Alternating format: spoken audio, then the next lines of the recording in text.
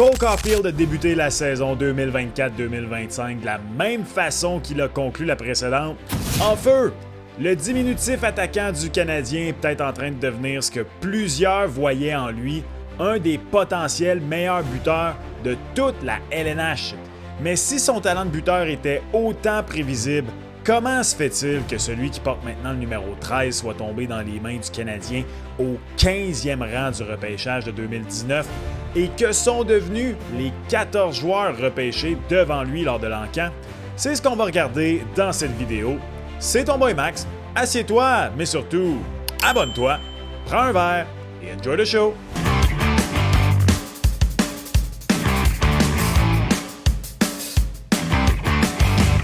What's up tout le monde, c'est ton boy Max. À l'approche du repêchage de 2019, le joueur à surveiller était bien sûr Jack Hughes, choisi au premier rang par les Devils du New Jersey.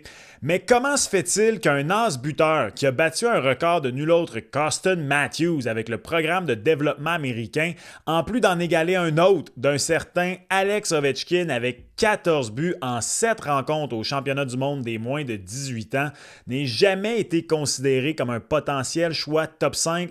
Bien sûr, il y a la taille. À 5 et 8, Caufield est plus souvent qu'autrement le plus petit joueur sur la glace. Et même si un futur membre du Temple de la Renommée, qui allait plus tard devenir son coach d'ailleurs, comme Martin Saint-Louis, et un autre petit Américain qui a été capitaine du Canadien de Montréal, Brian Gionta, ont tous les deux prouvé qu'il est possible pour ce type de joueur de produire offensivement, les équipes demeurent quand même prudentes quand vient le temps de les repêcher, particulièrement tôt dans un encan. La taille, par contre, c'était pas le seul argument contre Caufield. Avec le programme de développement américain, il faut dire que Jack Hughes, justement, c'était son centre principal. Ça aide un petit peu.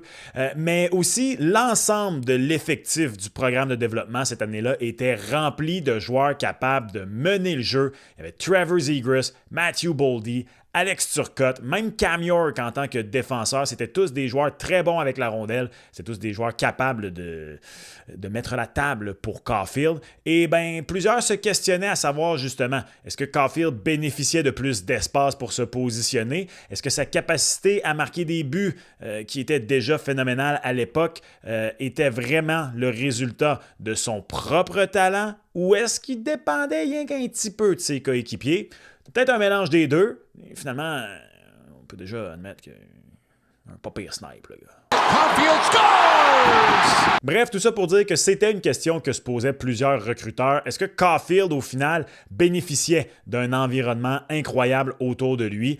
Il faut dire que pour plusieurs ailiers, c'est un peu comme ça que ça fonctionne. Même dans la Ligue nationale de hockey, tu as des gars qui soudainement explosent en jouant avec certains joueurs de centre. Et lorsqu'ils perdent ce joueur de centre, ça se met un petit peu plus mal pour eux. Bref, plusieurs disaient lorsqu'ils allaient le recruter qu'il y avait plusieurs matchs où il faisait pas vraiment grand-chose sur la glace. Et encore aujourd'hui, il faut le dire, quand les buts viennent pas pour T. Cole, c'est pas le gars qui a le plus de cordes à son arc.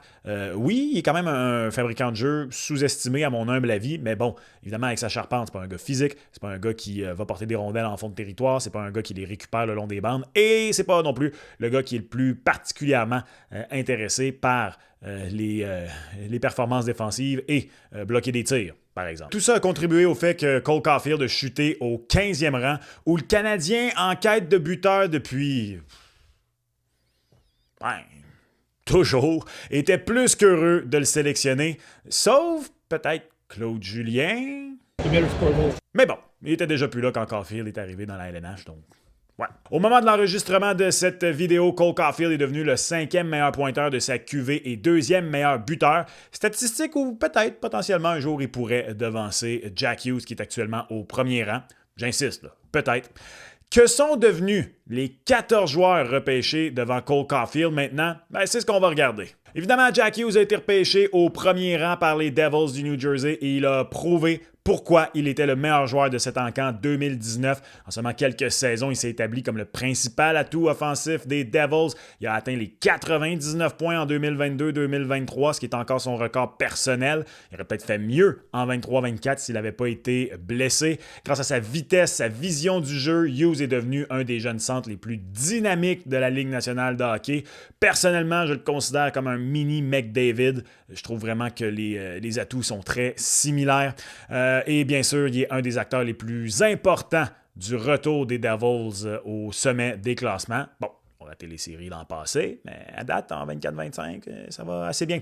Avec sa capacité à créer des occasions de marquer, Hughes est également devenu un atout incroyable en avantage numérique. Il ne cesse d'augmenter sa production d'ailleurs avec l'avantage d'un homme. Il continue de s'améliorer, à mon avis, et sa progression constante laisse croire qu'il y a une brillante carrière devant lui, peut-être même un trophée Hart dans son futur. Au deuxième rang, les Rangers de New York ont choisi Kaapo Kakko, qui a eu une progression, disons, beaucoup plus modérée jusqu'ici. Il a atteint le plateau des 40 points à une seule occasion, c'était en 2022-2023. Il n'a même pas encore atteint le plateau des 30 points dans aucune autre de ses saisons. Sa taille et son jeu physique en font quand même un joueur intéressant le long des bandes, mais il n'a vraiment pas encore atteint le plafond offensif qu'on pensait qu'il pouvait avoir. C'est quand même un attaquant polyvalent. Il y a une certaine contribution défensive intéressante. Il y a de la constance dans son jeu. Bref, c'est un bon attaquant de bottom six au moment où on se parle, mais vraiment, on est loin de ce qu'on espère lorsqu'on recherche un joueur, un buteur. C'est vraiment ce qu'on se pensait aller chercher du côté des Rangers lorsqu'on a sélectionné Kaapo Kakko. Et bien, pour le moment, il n'est vraiment pas un atout important chez les Rangers de New York. Au troisième rang, les Blackhawks ont repêché Kirby Dach, qui est éventuellement devenu le coéquipier de Cole Caulfield, même son partenaire de ligne avec le Canadien de Montréal. Il a quand même montré des signes prometteurs à ses débuts. En 21-22, il a entre autres récolté 26 points. Le potentiel a toujours été là, majoritairement en raison de sa taille. Kirby Dach, on le voit maintenant à Montréal. C'est lorsqu'il a été échangé au Canadien vraiment qu'on a vu là, le plein potentiel. À sa première année à Montréal, il a quand même été très intéressant malgré quelques blessures. Kirby Dach, malheureusement pour lui, la saison 2023-2024 a été perdue pratiquement en entier en raison d'une blessure. Le potentiel offensif est toujours là, malgré les pépins de santé. Lorsqu'il est en santé, on voit tout l'impact qu'il peut avoir sur une rencontre. On voit toute la créativité, les bonnes mains. Il a su quand même créer une chimie intéressante avec ses partenaires offensifs à Montréal jusqu'ici. Par contre, son potentiel offensif en tant que joueur de centre, qui est la raison pour qu'on est allé le chercher à Montréal, ça demeure à déterminer. Il semble peut-être finalement s'enligner pour être un bon ailier top 6 dans la Ligue nationale de hockey. Sans plus, ça reste à voir. Les blessures, ils sont pour beaucoup à l'instant. Au quatrième rang, l'Avalanche du Colorado est allé avec Bowen Byram, un défenseur qui a quand même joué un rôle dans la conquête de la Coupe Stanley par l'équipe en 2022. Il avait récolté 9 points, 9 passes en 20 matchs éliminatoires. Les blessures sont venues entraver sa progression, un petit peu à l'image de Kirby Dach, mais lorsqu'il est sur la glace, il a démontré sa capacité à jouer à un niveau élevé. Byram possède un excellent coup de patin, il contribue en attaque et il est quand même un défenseur intéressant en défense. Sa capacité à relancer le jeu, à contrôler la rondelle en zone offensive en font un défenseur très intéressant. La clé pour lui, encore une fois comme Kirby Dach, c'est de rester en santé. Il faut dire que fort en défense puis manquant cruellement de profondeur au centre, l'Avalanche a décidé d'envoyer Byram à Buffalo en retour de Casey Mittelstadt l'hiver dernier. Au cinquième rang, les Kings ont repêché Alex Turcotte, un centre talentueux, mais qui a des difficultés à percer l'alignement des Kings de Los Angeles jusqu'ici. Des blessures également dans son cas, oui, la profondeur au poste de centre chez les Kings, mais aussi son incapacité jusqu'ici à bien se développer. Il a passé beaucoup plus de temps dans la Ligue américaine, il n'a disputé que quelques matchs dans la Ligue nationale de hockey depuis son repêchage. Les Kings continuent d'espérer qu'il pourrait atteindre son plein potentiel, mais sa progression est vraiment lente. Turcotte est quand même un joueur qui a une bonne combativité, il a une bonne intelligence du jeu. S'il parvient à s'installer dans la Ligue nationale de hockey pour de bon, je pense que ce serait plus dans un rôle de centre, de troisième trio, fiable dans les deux sens de la patinoire. Bien sûr, une des grosses surprises du repêchage de 2019, c'est Moritz Seider au 6e rang avec les Red Wings de Détroit. En 21-22, il a remporté le trophée Calder, remis à la meilleure recrue de l'année. Il avait obtenu 50 points sa première année dans la Ligue nationale. C'est un défenseur extrêmement complet, c'est un pilier pour les Red Wings grâce à sa présence physique, son intelligence autant en attaque qu'en défense. Pour moi, il est déjà un des meilleurs jeunes défenseurs de toute la Ligue nationale de hockey. Il peut neutraliser le meilleur attaquant adverse, contribue offensivement et son développement rapide en a fait une pièce maîtresse des Red Wings de Détroit. Il a été prolongé d'ailleurs pour un bon moment, pour un beau contrat avec les Red Wings.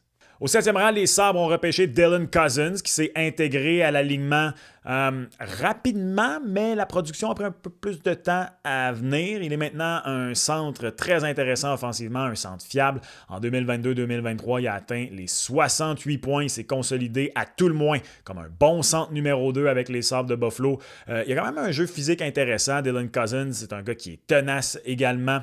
Il est capable de jouer en avantage numérique, peut également contribuer au désavantage numérique. À certains moments aussi, on l'a vu former un duo vraiment intéressant avec Tage Thompson. Si la chimie là, peut demeurer, ça peut être très intéressant pour les Sabres. 23 ans, il est encore en croissance. Est-ce qu'il peut aller et devenir un centre numéro 1 pour Buffalo? Ça demeure à prouver. Au 8e rang, Philippe Broberg à Edmonton. Broberg a connu une progression peut-être un peu plus lente.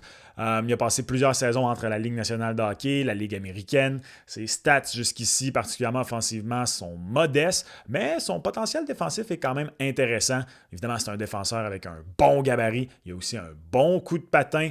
Il est encore prometteur, tellement que les Blues de Saint-Louis sont allés le subtiliser aux Oilers en lui offrant une offre hostile à l'été 2024. Les Blues espèrent définitivement qu'il va bien se développer et qu'il pourrait devenir un défenseur important dans leur brigade, particulièrement pour stabiliser le groupe.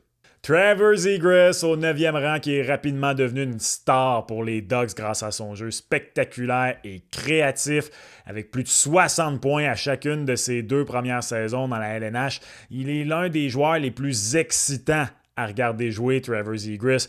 Ses passes imprévisibles, bien sûr, les tentatives de but et de passes qui ne font vraiment pas de bon sens. Mais tout ça, ça contribue au fait que Zegras est un des joueurs les plus polarisants de la Ligue nationale de hockey. Surtout que depuis ses 2 premières saisons, il a ralenti, particulièrement en raison de blessures.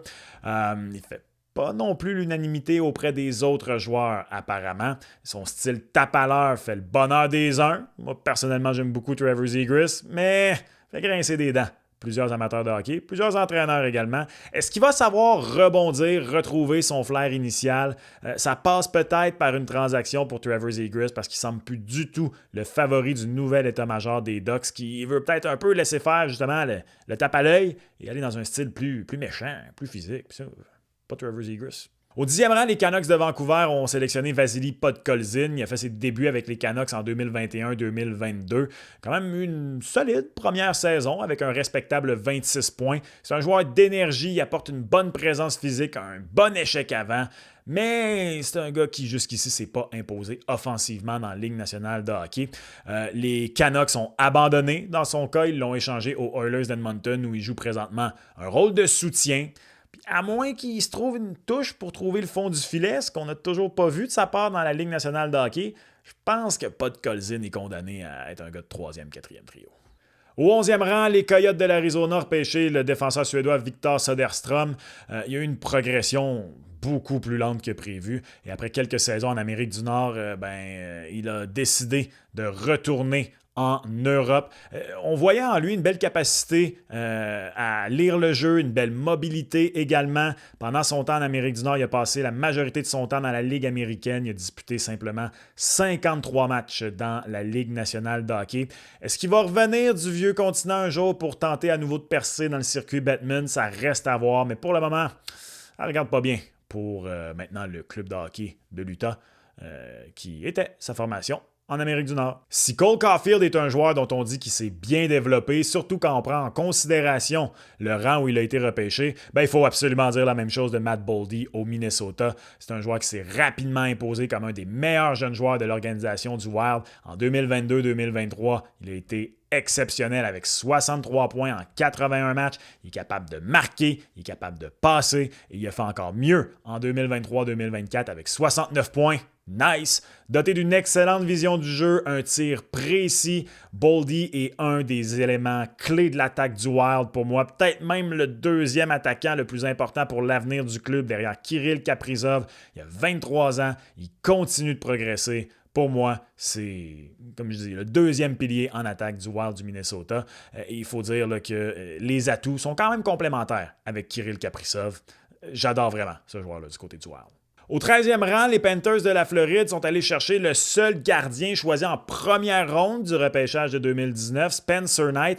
Il avait rapidement démontré pourquoi on est allé le chercher si haut au repêchage. En tant que jeune gardien, il avait été très impressionnant, entre autres son année recrue où il avait obtenu une moyenne de buts alloués de 2,79, un taux d'efficacité de 908, ce qui, pour une recrue, était vraiment quelque chose de très intéressant, surtout qu'il est arrivé tôt pour un gardien de but dans la Ligue nationale de hockey. Il semblait vraiment destiné à être le gardien d'avenir des Panthers, mais Spencer Knight, malheureusement, a fait face à de l'adversité dans sa vie personnelle. A passé du temps sur le programme d'aide aux joueurs de la LNH après avoir été diagnostiqué d'un trouble obsessionnel compulsif, un TOC. Il est revenu au jeu en 2023-2024, mais il a passé l'entièreté de la saison dans la Ligue américaine. Il n'a aucunement contribué à aucun des deux parcours des Panthers jusqu'à la finale de la Coupe Stanley en 2023-2024. Il est de retour dans la LNH cette année pour seconder Sergei Bobrovsky. C'est encore un jeune gardien, je le disais, il est arrivé très tôt. Peut-être qu'un jour, il peut encore prendre le relais du Bob, je lui souhaite.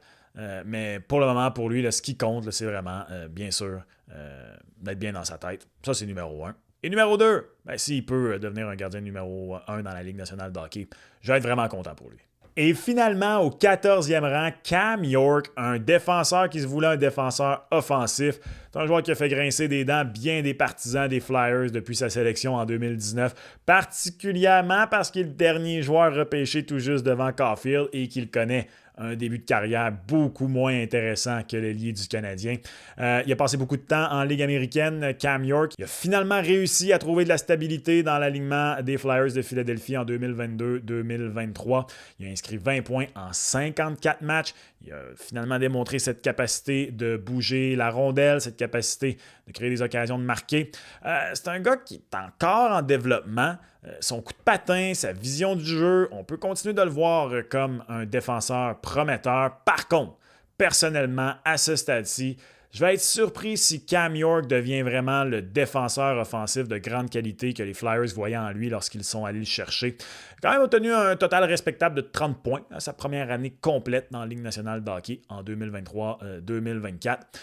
Donc, ça va être intéressant à surveiller les prochaines années pour Cam York. Donc, on regarde ça et ma conclusion, c'est qu'avec le recul, plusieurs des formations devant le Canadien choisiraient Caulfield plutôt que leur protégé initial. Mais bon, si tout le monde avait des boules de cristal, là, on n'aurait pas besoin de recruteurs. Hein. Ce serait plate. Là. Si c'était à refaire, où crois-tu qu'il sortirait, Cole Caulfield? Moi, je pense qu'autour du 4e, 5e rang, derrière, bien sûr, Jack Hughes, Moritz Seider et Matt Boldy, ça a bien de l'allure pour Cole Caulfield. Quoi qu'il en soit, je pense que même les plus grands détracteurs de Trevor Timmins, l'ancien directeur du recrutement du Canadien, n'ont pas le choix de reconnaître qu'il a fait un bon coup vers la fin de son mandat avec ce choix-là en 2019. Mais malgré les succès de Caulfield, est-ce que la reconstruction du CH suit toujours son échéancier? J'en parle dans cette vidéo que tu peux écouter. Et sinon, on se reparle dans une prochaine vidéo. Ciao!